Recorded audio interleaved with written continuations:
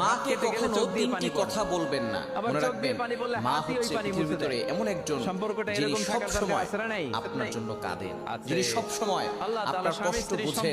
ওই মায়ের সাথে কখনো খারাপ ব্যবহার করবেন না। মা সবচেয়ে বেশি কষ্ট সহ্য করেছেন।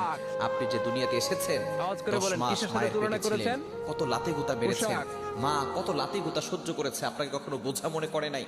প্রসব ব্যথা যখন হয়, একটা মানুষ সর্বোচ্চ 45 ইউনিট ব্যথা সহ্য করতে পারে, কিন্তু একজন মা 57 ইউনিট ব্যথা সহ্য করে। কেন ইমাজিনের, আপনি কল্পনা করতে পারছেন কতটা ব্যথা সহ্য করে, প্রসব ব্যথা সহ্য করে তারপর আপনাকে দুনিয়াতে এনেছেন।